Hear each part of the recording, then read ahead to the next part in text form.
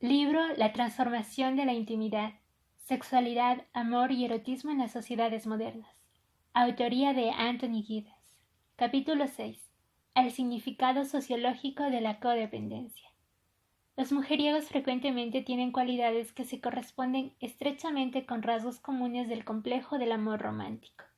Entre ellos, hay hombres que pueden arrebatar los corazones de las mujeres o cortejarlas con un fervor particular y acaso hayan llegado a ser muy diestros en estos menesteres. Algunas mujeres a quienes todas estas cosas resultan muy familiares podrían muy bien optar por una relación sexual a corto plazo, tratando de lograr una excitación o placer transitorios. En tales mujeres, el atractivo del cazador de mujeres se marchita rápidamente o fracasa deliberadamente. Sin embargo, la mayor parte de estos cazadores de mujeres no son semejantes a esto en absoluto. El autor sugiere que para mayor información puede consultarse en Metter-Trachtenbach, El complejo de Casanova, páginas 244 y 8. Por el contrario, están dispuestos a involucrarse muy profundamente una vez que una relación arranca. Las vidas de estas mujeres están salpicadas con desastrosos romances o con relaciones largas, dolorosas, con hombres que de una forma u otra abusan de las mismas. En resumen, estas mujeres son codependientes y la codependencia se ha convertido en un lugar común de la literatura terapéutica, aunque no se limita a las mujeres en absoluto. Esta es una expresión que de alguna forma describe lo que una vez fue llamado en general, entre comillas, el papel de la mujer. Para mayor información se puede consultar en Colette Dowling, El complejo de Cenicienta, página 34. Las mujeres codependientes son personas atentas, que necesitan dar atenciones a otros, pero que, casi entera o parcialmente, en un nivel inconsciente, anticipan que su devoción será rechazada. ¡Qué ironía tan dolorosa! Es posible que la mujer codependiente quede implicada en una relación precisamente con un flirteador. Ella está preparada y acaso incluso ansiosa de, entre comillas, rescatarlo. Él requiere tanta tolerancia porque, a no ser que sea un hipócrita y mantenga ocultas sus actitudes reales completamente, otras mujeres lo rechazarían. La naturaleza de la codependencia. El término codependiente es un ejemplo de esta reflexividad revertida, que es tan común en la era actual. El término no fue acuñado por profesionales, surgió en el contexto de los individuos que luchaban contra el propio alcoholismo. En los primeros grupos de alcohólicos que trataban de autoayudarse, el alcoholismo fue entendido como una debilidad de la persona afectada.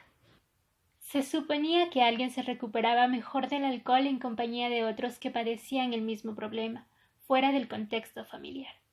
Después se reconoció que el alcoholismo afectaba también a aquellos con quienes el alcohólico estaba en contacto.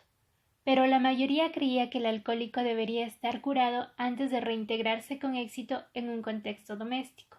No obstante, quedó claro que los alcohólicos tienen pocas posibilidades de estar sobrios y al volver a sus antiguas relaciones o familias, allí todo sigue igual. Habitualmente todas estas relaciones vuelven a facilitar la adicción a los alcohólicos. Las vidas de otros, frecuentemente tanto en formas sutiles como a veces en formas muy perjudiciales, son así dependientes de la dependencia del adicto. Una de las primeras expresiones acuñadas para interpretar esta situación fue la de capacitador. La persona habitualmente el compañero sexual o cónyuge y lo más comúnmente una mujer que consciente o inconscientemente soporta la adicción a la bebida de un individuo. El término de codependiente vino a sustituir al de capacitador, cuando se hizo evidente que este individuo podría sufrir tanto o más que la persona con dependencia química. Una vez generalizado el término codependencia, apareció algo equívoco. Se desarrolló en un contexto en el que había un adicto bien definido a cuya conducta respondía a la del otro. La noción tiende a implicar una prioridad según quién se haga dependiente de quién. Se refiere a una adicción secundaria, la del capacitador frente al alcohólico. Utilizado de esta forma, el concepto mezcla dos cosas: la refracción de una adicción hacia otro que construye su conducta en torno a éste y la cualidad interaccional de una relación. Para complicar más las cosas, hay que decir que la codependencia está unida con mucha frecuencia no a una relación específica, sino a un tipo de personalidad, como afirma un autor. La codependencia busca aprobación prácticamente de cada una de las personas con las que entra en contacto. En lugar de construir una vida alrededor de una persona, puede tener varios becerros de oro alrededor de los que danzar. ¿Acaso su madre y su padre, sus amigas, su jefe y el empleado del supermercado? Vive la vida alrededor de las necesidades de otros. Fin de la cita. Jody Hayes, Smart Love, página 31. Permítaseme formular los conceptos de la siguiente manera. Una persona codependiente es alguien que para reforzar cierto sentido de segunda ontológica necesita otro individuo o conjunto de individuos para definir qué es lo que él o ella desea. Él o ella no pueden sentir confianza sin dedicarse a las necesidades de los demás. Una relación codependiente es aquella en la que un individuo queda ligado psicológicamente a un compañero, cuyas actividades se gobiernan por la compulsividad de alguna forma. Denominaré relación fijada a aquella en la que la relación misma es objeto de una adicción.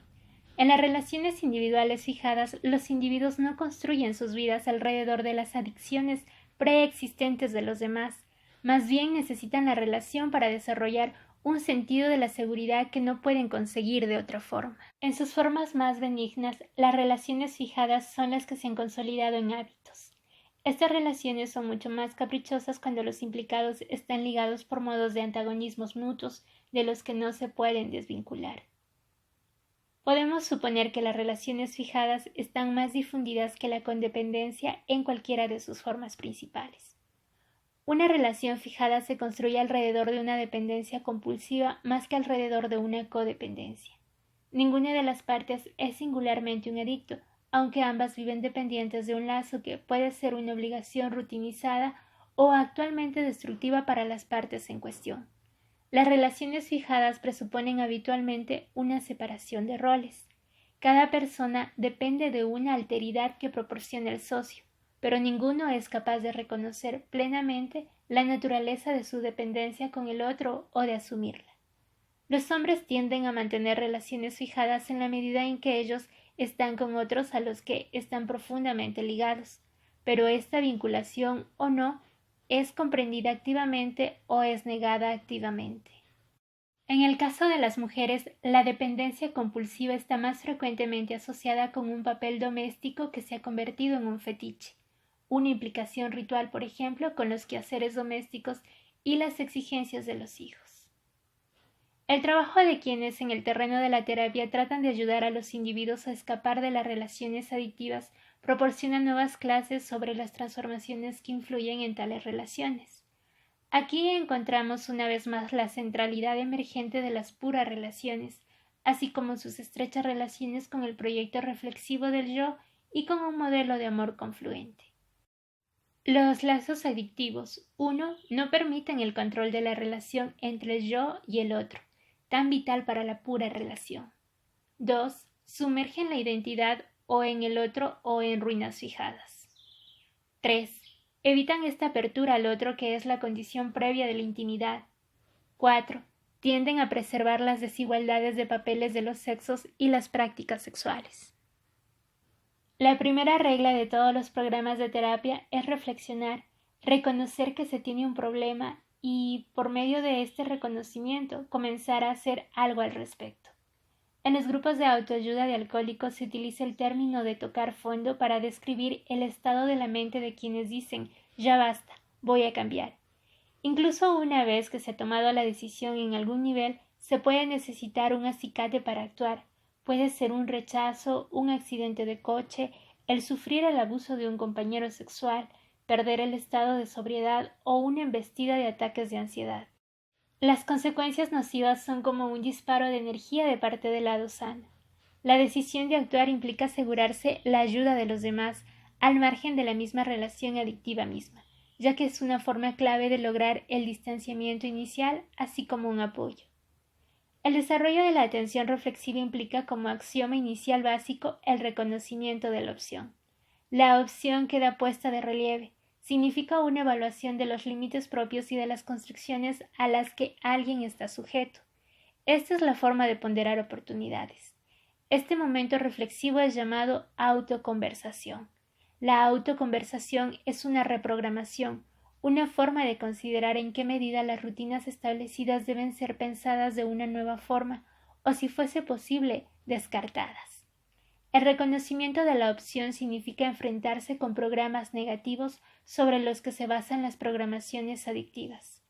La programación adictiva puede ser descrita con las expresiones siguientes: no puedo hacerlo realmente, sé que no funcionará, no estoy hecho para esto, no soy lo bastante creativo, nunca tendré bastante dinero, no podré estar de acuerdo con mi jefe, no creo tener nunca el tiempo que necesito para hacer algo, etc.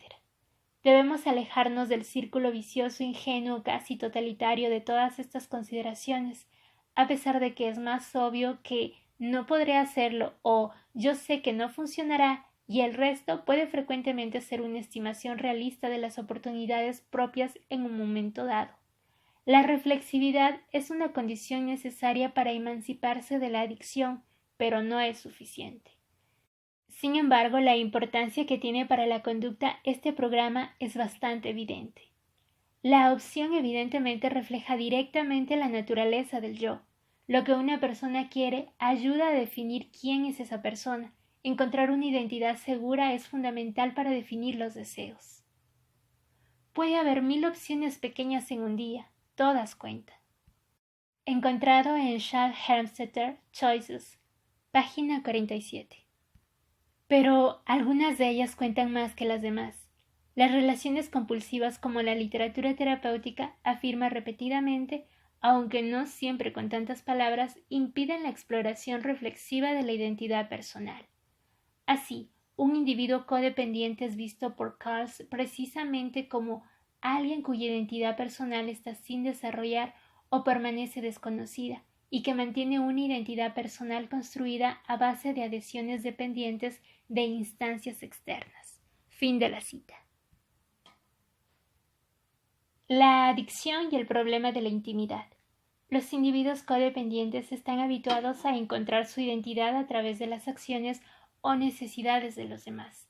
Pero en toda relación adictiva, el yo tiende a quedar sumergido en el otro, ya que la adicción es una fuente primaria de seguridad ontológica. Uno de los propósitos que se sugieren frecuentemente en las fases iniciales de la terapia de los grupos de autoayuda es la de dejar hacer a los otros, es decir, liberarse del intento de controlar a los demás, característico de la codependencia.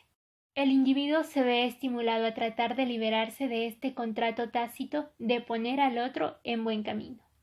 El proceso es extremadamente difícil, aunque superficialmente aparezcan signos de que se produce. Sus conversaciones ya no se centran continuamente en lo que él piensa o hace, en lo que ellos dicen, mi marido o mi pareja dice. En grupos de apoyo para los compañeros de alcohólicos, el dejar hacer es denominado como desprendimiento amoroso, una frase bastante banal que designa un fenómeno real, la capacidad emergente del codependiente de atender al otro sin acrecentar la carga de su adicción. Lo que a primera vista parece como un estímulo del egoísmo e incluso del narcisismo debería ser entendido como un punto de partida esencial de la posibilidad de desarrollar un amor confluente. Es un requisito previo para el reconocimiento del otro como ser independiente, que puede ser amado por sus rasgos y cualidades específicas. También ofrece la posibilidad de liberarle de una implicación obsesiva en una relación rota o muerta. Un terapeuta ha enumerado algunas características de los nuevos hábitos que deben sustituir a los antiguos más compulsivos. Nos dice: se puede escuchar el problema de un amigo, digo escuchar y no tratar de salvarle. En lugar de centrarse exclusivamente en una persona, debe interesarse en muchas. En lugar de volver a la escena del crimen donde vive su examante o a los lugares concretos a los que usted fue con él, trate de visitar lugares más interesantes. Si desea algo o a alguien que no está disponible, disfrute con algo o con alguien que sí lo esté. En lugar de fomentar un abuso, diga que no a la relación. Si se ha roto con un amante y éste siempre les llamaba en determinado momento, trate de hacer otra cosa agradable en este momento. Encontrado en Hayes Smart Love, páginas 63 y 4. La definición de las limitaciones personales se considera fundamental para una relación no adictiva. ¿Por qué? La respuesta concierne de nuevo directamente al yo y a su reflexividad. Las limitaciones establecen qué pertenecen a quién, hablando psicológicamente y por ende compensa los efectos de la identificación proyectiva. Los límites claros dentro de una relación son evidentemente importantes para el amor confluente y el refuerzo de la intimidad. La intimidad no es ser absorbido por el otro, sino conocer sus características y dejar disponible lo propio de cada uno. Abrirse al otro, paradójicamente, requiere establecer límites personales porque se trata de un fenómeno comunicativo. También requiere sensibilidad y tacto, ya que no equivale en absoluto a vivir sin privacidad. El equilibrio de la apertura, la vulnerabilidad y la confianza desarrolladas en una relación deciden si los límites personales se convierten en divisiones que obstruyen más que fomentan esta comunicación. Este equilibrio presupone también un equilibrio de poder. Por eso la pura relación personal con su promesa de intimidad depende tanto de la autonomía creciente de las mujeres cuanto de su sexualidad plástica, no montada ya sobre el modelo de la duplicidad. El mismo terapeuta mencionado anteriormente proporciona un formulario que opone las características de las relaciones íntimas frente a las adictivas. Nos dice: adictivas, obsesión por encontrar a alguien a quien querer. Íntimas, desarrollo del yo como prioridad absoluta. Adictivas, necesidad de gratificación inmediata. Íntimas, deseo de un consentimiento. La relación se desarrolla paso a paso. Adictivas, uno de los dos presiona para una relación sexual o compromiso. Íntimas, libertad de elección. Adictivas, desequilibrio de poder. Íntimas, equilibrio y reciprocidad en la relación. Adictivas, el poder aspira al control. Íntimas, compromiso, negociación o liderazgo compartido. Adictivas, no se habla, especialmente cuando no van las cosas bien. Íntimas, se comparten deseos y sentimientos y se aprecia lo que opina el otro. Adictivas, manipulación. Íntimas, franqueza. Adictivas, falta de confianza. Íntimas, confianza adecuada, saber que el otro se comportará de acuerdo con su naturaleza fundamental. Adictivas, tentativas de cambiar al otro para saciar las necesidades propias. Íntimas, aceptar la individualidad del otro. Adictivas, la relación se basa en el engaño y evita lo ingrato. Íntimas, la relación asume todos los aspectos de la realidad. Adictivas, la relación es siempre la misma. Íntimas, la relación es siempre cambiante. Adictivas, se supone que uno cuidará y liberará a otro. Íntimas, autocuidado por ambos miembros de la pareja. Adictivas, fusión, obsesionada con los sentimientos y problemas del otro. Íntima, desprendimiento amoroso, preocupación sana sobre el bienestar y desarrollo del otro sin atosigarle. Adictivas, se confunde la pasión con el temor. Íntimas, el sexo surge de la amistad y del cariño. Adictivas, se culpa a sí mismo o al otro de los problemas. Íntimas, solución conjunta de los problemas. Adictivas, ciclo de dolor y desesperación. Íntimas, ciclo de bienestar y satisfacción. ¿Se trata de psicoconsideraciones piadosas? Quizás, al menos en cierto grado. ¿Son contradictorias algunas de las afirmaciones hechas en la columna de íntimas? Indudablemente, aunque en cierta medida expresen condiciones reales de la vida personal. No obstante, no creo que las posibilidades enumeradas sean un pensamiento meramente desiderativo. Reflejan algunas de las tendencias características de la transformación de la intimidad que yo trato de documentar a lo largo del libro. ¿Quién podría dejar de ver en ellas la evidencia de una democratización de la vida diaria y un programa para la misma? Comparando la lista de adictivas con la de íntimas, aparece una descripción de la emancipación. No se trata exactamente de ser liberado de. El retrato que hemos trazado aquí de la intimidad tiene un contenido sustantivo. Comenzamos a ver que puede parecerse un dominio personal liberado. Intimidad, parentesco y paternidad. La transformación de la intimidad se refiere al sexo y a los papeles de cada sexo, pero no se limita a ellos. Este es un hecho que apoya la tesis que desarrollaré en detalle posteriormente, que se ha realizado una transición en la ética de la vida personal como un todo. Al igual que los papeles sexuales, el parentesco se vio en tiempos como algo natural, como una serie de derechos y obligaciones que producen los lazos biológicos y matrimoniales. Las relaciones de parentesco, como se ha explicado ampliamente, se han visto destruidas con el desarrollo de las instituciones modernas, que han dejado a la familia nuclear en un aislamiento espléndido. Sin referirnos a la cuestión detalladamente, se puede observar que esta opinión es errónea o al menos equívoca. En la sociedad separacionista o divorcista, la familia nuclear produce una diversidad de lazos de parentesco que se asocian, por ejemplo, a las familias llamadas recombinantes.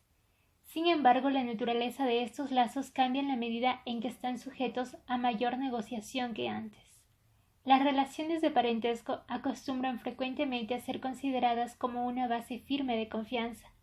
Ahora la confianza debe ser negociada y ganada, y el compromiso es algo personalizado, como sucede en las relaciones sexuales. Jane Finch habla de un proceso de elaboración al analizar las relaciones de parentesco hoy. La gente tiene que resolver el problema de cómo tratar a los parientes y así construye nuevas éticas en la vida diaria. Finch trata este proceso explícitamente en términos de un lenguaje de compromiso. La gente tiende a organizar sus relaciones de parentesco a través de un compromiso negociado, en el que se precisa qué es lo más justo a la hora de actuar con sus parientes en diferentes contextos. Por ejemplo, un individuo no decide prestar dinero a un cuñado porque la familia o la sociedad en general imponga la obligación. El dinero se presta más bien porque la persona ha desarrollado una serie de compromisos con el otro que definen este imperativo como correcto. ¿En qué medida difieren las relaciones entre padres e hijos de esta situación? Evidentemente, en la interacción niños-adultos hay un desequilibrio marcado de poder, sobre todo en los primeros años de la vida del niño. A la luz de este hecho se podría suponer que la calidad de la relación tiene poco que ver con la atención proporcionada, ya que hay obligaciones sociales preestablecidas de tipo vinculante por ambas partes. No obstante, hay una buena razón para dudar del vigor de tales obligaciones en ciertos grupos en la actualidad. La mejor forma para demostrar esto es remontarse desde los lazos paterno-filiales claramente negociados hasta los que caracterizan la primera infancia. Muchos padres son ahora padrastros a la vez que padres y madres biológicos. Los padrastros aceptan habitualmente algunas obligaciones hacia los hijos, así como unos derechos, pero estos son compromisos negociados en el sentido de Finch, tanto por parte de los hijos como de los adultos. Consideremos el caso de las obligaciones que los hijos adultos asumen hacia sus padres mayores. En algunas circunstancias y en ciertos contextos culturales se considera más o menos garantizado que los padres pueden contar más o menos con sus hijos para recibir un apoyo material y social. Pero la tendencia clara que se observa es que el apoyo depende de la calidad de las relaciones que se hayan establecido. La influencia determinante parece ser la que podría ser descrita como la formación de compromisos cumulativos. En un estudio de madres e hijas, por ejemplo, una encuestada dijo: mi madre y yo vivimos juntas porque así lo elegimos. A las dos nos gustaba hacerlo. Compartíamos una casa común, reíamos juntas.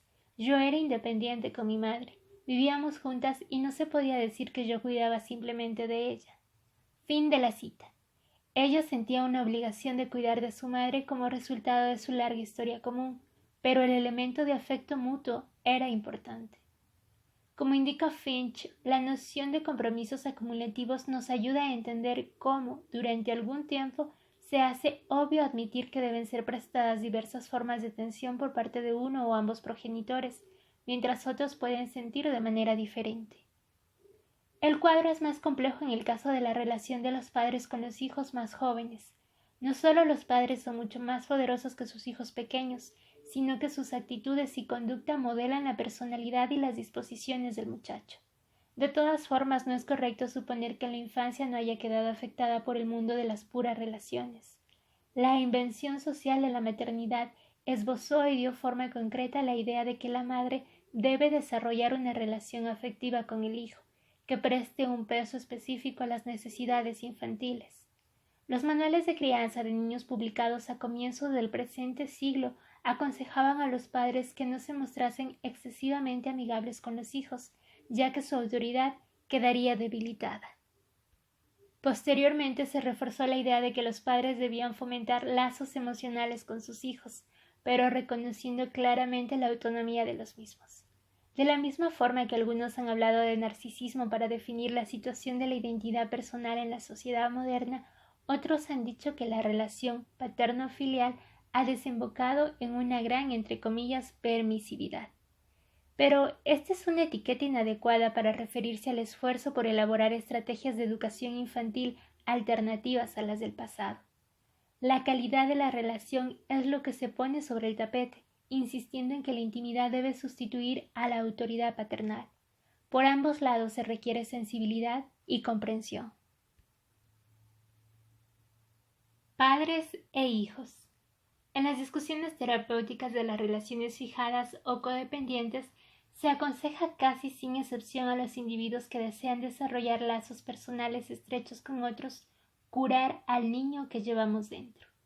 Las relaciones entre hijos pequeños y padres aparecen aquí de manera fundamental como importantes para la relación pura y para el modelo de amor confluente. ¿Por qué la liberación del pasado es tan importante para el logro de la intimidad? Puesto que muchas formas de terapia que comienzan por el psicoanálisis están orientadas a la experiencia de la infancia, la respuesta a esta cuestión puede proporcionar nuevas claves para la importancia de la terapia y de la orientación en la cultura moderna en general. Podemos comenzar de nuevo con una guía terapéutica. Tomamos, por ejemplo, el de Susan Forward, que aconseja sobre cómo curar el pasado. Su discusión se refiere al caso de Nikki, una mujer joven que había tenido dificultades en su matrimonio. Era incapaz de defender por sí misma la relación y cuando su esposo estaba molesto con ella, se sentía humillada e indefensa. El terapeuta le pidió que recordase incidentes de su infancia que le hiciesen sentirse de forma semejante y recordó un ejemplo especial, uno de estos incidentes que permanecen siempre en la mente. Su padre deseaba que ella tocase bien el piano y aunque ella no estaba interesada en ello, luchó duramente para agradarle. Cuando tocaba ante otras personas sentía mucha ansiedad y su nivel bajaba. En un recital se puso tan nerviosa que omitió toda una sección que debía ejecutar. En el camino de regreso a casa tras el recital, su padre le dijo que después de este desastre no sabía cómo podría ser capaz, en lo sucesivo, de mirar a la cara a los espectadores. Ella se había destruido a sí misma frente a los demás. Era demasiado irreflexiva, descuidada y perezosa para tocar. Se sintió totalmente machacada al haber deseado tanto agradarle. Según sus palabras, creí morirme. El terapeuta se dio cuenta de que en su matrimonio había revivido escenas de su infancia y de pérdida de su ego adulto. Le pidió a Nikki que le enseñase un retrato de sí misma cuando era niña. Cuando contemplaron conjuntamente la foto, Nikki recordó muchas otras circunstancias en las que su padre la había avergonzado de forma semejante. Ella imaginaba ser esa niña humillada de la misma forma que lo había sido. Así pudo hacerse consciente de lo pequeña e indefensa que era en el momento en el que el acontecimiento original se produjo. El niño que llevamos dentro se hacía tan temeroso y tímido cuando su marido la criticaba. El terapeuta pidió a Nikki después que se imaginase que su padre estaba sentado en un sillón vacío frente a ella y le dijese las cosas que ella siempre había deseado decirle, pero no fue capaz de hacerlo. Temblando con rabia, gritó: «¿Cómo te atreves a tratarme así? ¿Cómo osas humillarme en la forma en la que lo haces? ¿Quién has creído que soy? Siempre te he admirado, te he adorado. ¿No podrías reconocer lo mucho que me has machacado? Nada de lo que hacía era suficiente bueno para ti. Me hiciste sentir mi hijo de puta como un fracaso total. Yo hubiera hecho lo que fuera por conseguir que tú me quisieses un poco». Fin de la cita. El lector, al menos el masculino, puede pensar que esto es ser desagradecida con los padres, pero quizá después de todo ella actuaba lo mejor que podía. Aunque esto no fuese la cuestión, ya que hiciese lo que hiciese, ella sentía una vergüenza duradera. De acuerdo con Forward, estos y otros ejercicios terapéuticos fueron de gran valor para evacuar el resentimiento reprimido que Nikki había sentido hacia su padre. Se le pidió que hiciera una lista de todas las cosas negativas que su padre, a sus ojos, había pensado de ella. La lista fue larga. Soy desconsiderada, soy egoísta, soy irreflexiva, carezco de talento, soy inadaptada, soy un estorbo para la familia, soy desagradecida, soy una mala persona, soy un fracaso, soy una zángana, soy perezosa y nunca acabo una tarea. Vio inmediatamente que había asumido las opiniones que su padre tenía de ella. Se volvió hacia la lista que había escrito y escribió con trazo vigoroso. Ni era cierto entonces, ni lo es ahora. En contraste con sus puntos de vista sobre su padre, sintió que su madre había sido siempre amable y tolerante. Esta es la lista de las opiniones positivas sobre ella que atribuía a su madre. Soy inteligente, soy dulce, soy encantadora, soy generosa, tengo talento, soy una gran trabajadora, soy de buen natural, estoy llena de energía, soy amable, es agradable vivir en mi entorno. Tras haber escrito esta lista, Nikki garabateó. Esto es cierto y siempre lo ha sido. Más tarde aceptó que las opiniones de sus padres sobre ella no habían sido tan extremas como ella siempre había supuesto. Su padre, por ejemplo, la había alabado frecuentemente por su inteligencia, opiniones y capacidades atléticas. Consiguió gradualmente que la niña que vivía en su interior se reconciliase con sus progenitores y disolviera la imagen del padre crítico. Forward nos dice si Nikki fue capaz de mejorar de forma efectiva las relaciones con su padre, al que no veía con mucha frecuencia. Logró abandonar sus fantasías de que el padre debía ser el padre que siempre había deseado. Abandonar sus fantasías le costó dolor y duelo, pero también una gran dosis de libertad. Toda la energía que había empleado en una búsqueda infructuosa del amor del padre podría ser utilizada en la búsqueda de actividades positivas y significativas para ella. No me preocupa saber en qué medida estas técnicas particulares de terapia son eficaces en comparación con, digámoslo, el psicoanálisis clásico u otras terapias que se dirigen al inconsciente. Tratar el niño que llevamos dentro significa recuperar el pasado, retroceder y recapturar experiencias infantiles medio recordadas o reprimidas, aunque solo sea con la finalidad de liberarlas. Pero la insistencia la ponemos en el presente y en el futuro, y la severidad de la ruptura con el pasado viene indicada por el hecho de que se requiere un proceso de resentimiento para renunciar al mismo. ¿Estamos hablando aquí de otra adicción que necesita ser quebrantada? En un sentido más amplio del término que el que hemos discutido anteriormente, creo que sí. El terapeuta anima a Nikki a liberar rasgos que, por destructivos que sean, tienen una presión compulsiva sobre sus actitudes y acciones. La significación del resentimiento llena una gran parte de la literatura terapéutica. Consideremos, por ejemplo, el análisis del choque amoroso ofrecido por Stephen Guyo y Connie Church. Guyo desarrolla la idea del choque amoroso a partir de su trabajo terapéutico con veteranos de Vietnam que padecían la fatiga del combate, teoría conocida más popularmente como shell shock. Los soldados que volvían de Vietnam sufrían desorientación psicológica, embotamiento de los sentimientos e incapacidad de establecer relaciones con personas distintas de sus antiguos camaradas de armas. Guyo observó que había paralelismos entre las experiencias de los soldados y las relaciones de personas para las que habían concluido unas relaciones amorosas serias.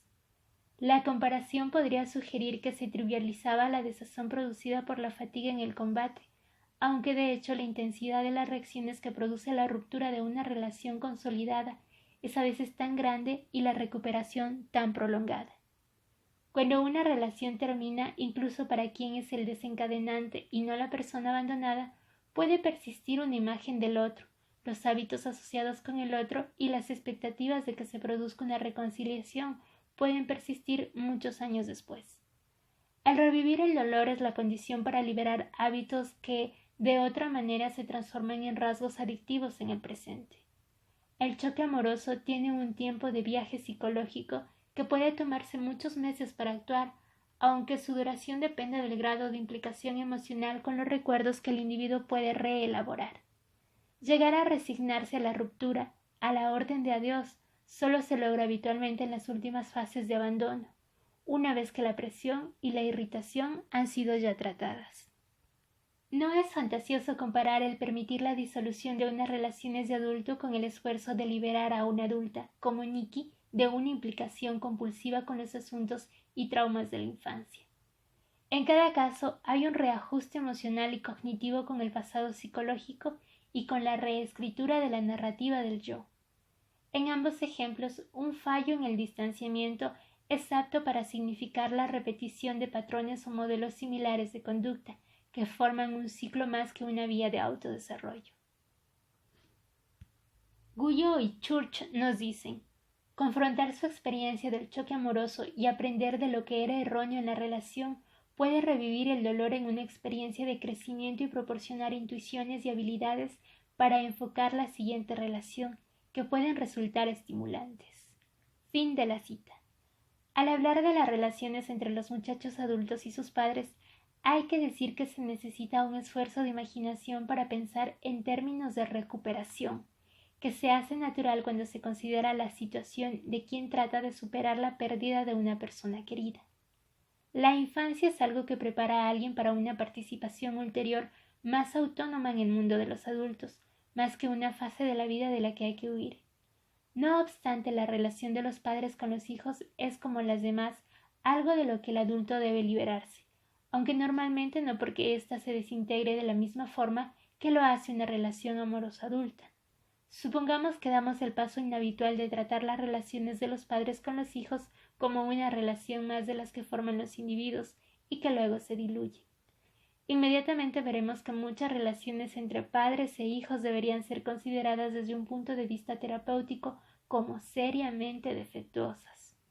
Si no fuera porque los hijos dependen intrínsecamente de los padres, sería aconsejable que los abandonaran. Como trataré de indicar, podremos sacar algunas conclusiones interesantes si analizamos el caso de los padres, entre comillas, de mala conducta, de la misma forma que lo hacemos con los cónyuges que regularmente pisotean las necesidades del otro. Padres tóxicos. Permítaseme seguir mencionando la obra terapéutica de Susan Forward cuando generaliza sus preocupaciones con Nikki al ofrecer una descripción de las condiciones en que los padres se pueden volver tóxicos para los hijos. ¿Qué es un padre tóxico? Hay un dicho muy sabido que dice que el efecto que tendrá el comportamiento de los padres hacia sus hijos será siempre defectuoso. Ningún padre podrá discernir todo lo relativo a las necesidades de un chico o responder adecuadamente a las mismas. Aunque hay muchos padres que tratan a sus hijos de forma en que se daña su sentido de la dignidad personal y que les pueden sumir en batallas de por vida con las memorias e imágenes de su infancia. Los padres tóxicos son, en palabras de Forward, son aquellos que tienden a ver la rebelión o incluso las diferencias individuales como un ataque personal. Se defienden a sí mismos mediante el refuerzo de la dependencia de sus hijos y la desprotección.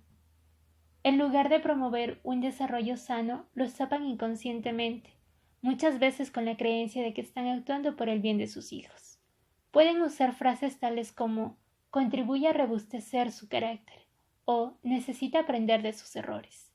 Pero sus arsenales de negatividad perjudican realmente la autoestima de los muchachos y frustran cualquier asomo de independencia. En el núcleo de cada adulto maltratado inicialmente, incluso entre los triunfadores, hay un niñito que se siente impotente y asustado. Fin de la cita. Forward describe una gran variedad de padres tóxicos. Hay padres que son sencillamente emocionalmente inadecuados.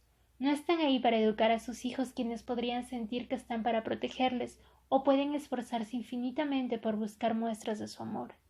Se trata de padres que a propósito o no han abdicado de sus responsabilidades respecto a sus hijos. Una categoría distinta de padres tóxicos son los controladores. Los sentimientos y necesidades de los muchachos están subordinados a los de sus padres.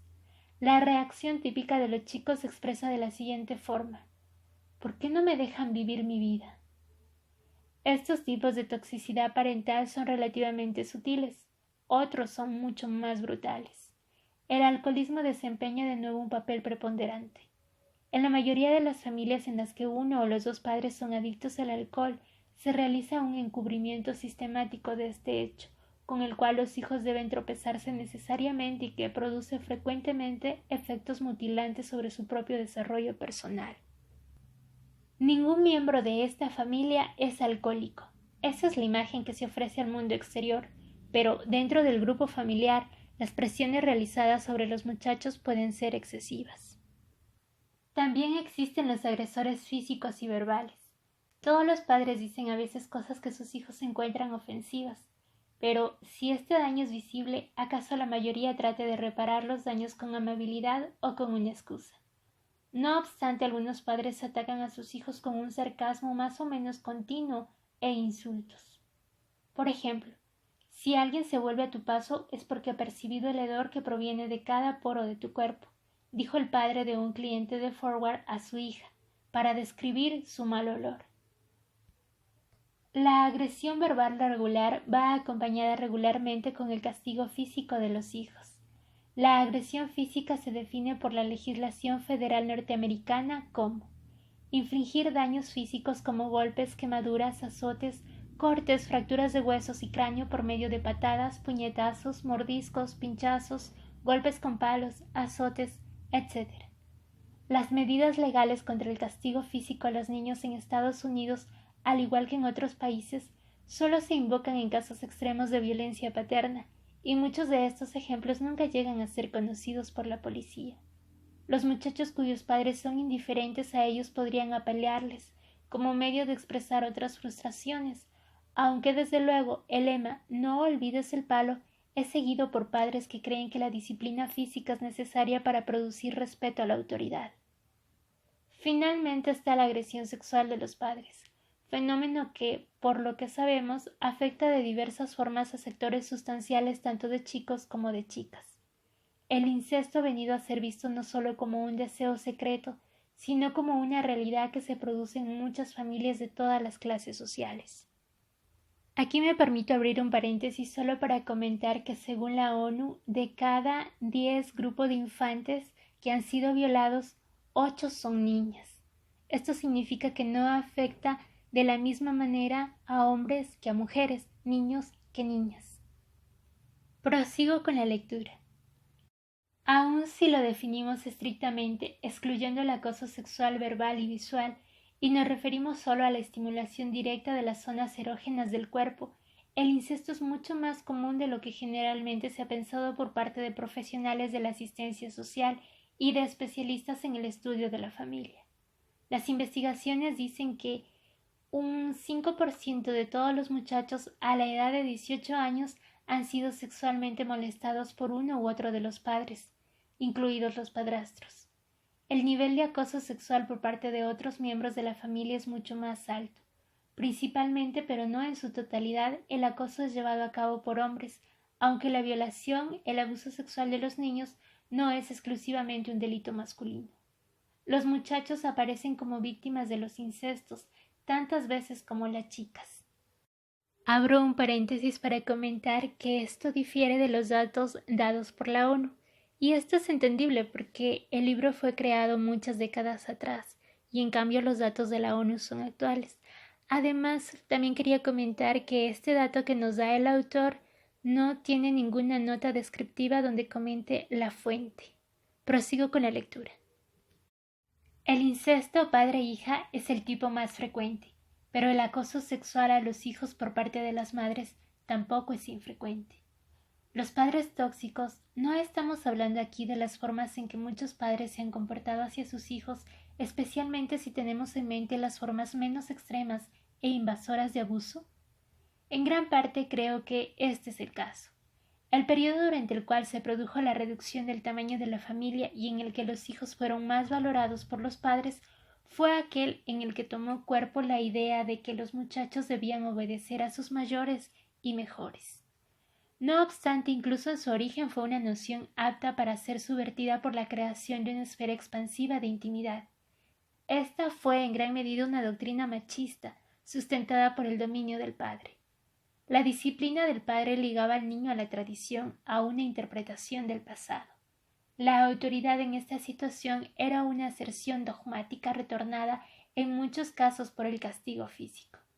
En parte a causa de la creación de la maternidad, surgió una forma de educación de los hijos más igualitaria, en la que se concedía mayor autonomía al hijo. La situación está hoy sujeta a una nueva transición. la transformación de los lazos del muchacho con sus padres, así como con otros miembros de la familia, en una relación en el sentido contemporáneo de este término. Analicemos algunos de los consejos que Forward da a quienes desean reajustar sus relaciones con padres tóxicos. Aunque esto pudiera llevar un largo periodo de terapia, la persona debe llegar a aprender dos principios básicos. Uno no es responsable de lo que se le hizo cuando era un muchacho indefenso, y uno es responsable de emprender iniciativas concretas para hacer algo al respecto. ¿Cómo se puede lograr esto? Se recomienda al individuo por encima de todo lograr una dosis de independencia emocional de sus padres. Él o ella deben aprender a responder más que a reaccionar meramente de forma automática a la conducta de los padres, aun cuando la interacción la produzcan los recuerdos de los padres y no seres humanos concretos. Una parte de este proceso, dice el terapeuta, es que la persona puede decir no puedo o no quiero en relación con las demandas reales o hipotéticas de los padres como forma de afirmar la autonomía. Por consiguiente, el propósito es reevaluar los términos en los que se basa la relación de los padres con los hijos, intentando que todas las partes traten a las otras como iguales. El no puedo, no lo haré, se convierte entonces no en un instrumento de bloqueo, sino en un punto de partida negociado, en cuyos términos los individuos son capaces de ejercer su libre decisión. La falta de elección implica quedarse atrapado en la red. Repitamos algunas de las líneas desarrolladas en todo este capítulo. El tema de los padres tóxicos nos permite ver claramente las relaciones entre el proyecto reflexivo del yo, la pura relación y la emergencia de nuevos programas éticos para la reestructuración de la vida personal. Declarar la independencia emocional de los propios padres es un medio para comenzar simultáneamente a reformar la narrativa del yo y de afirmar los propios derechos.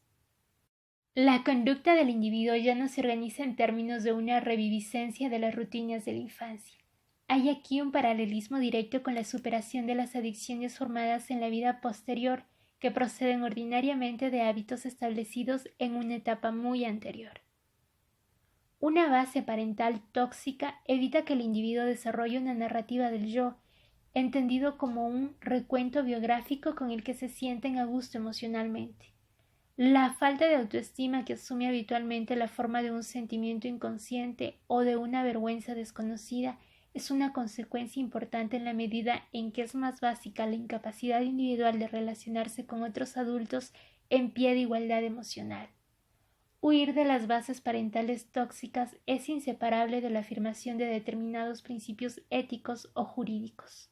Los individuos que tratan de alterar sus relaciones con los padres, tratando de reexaminar sus experiencias infantiles, están en efecto reclamando sus derechos.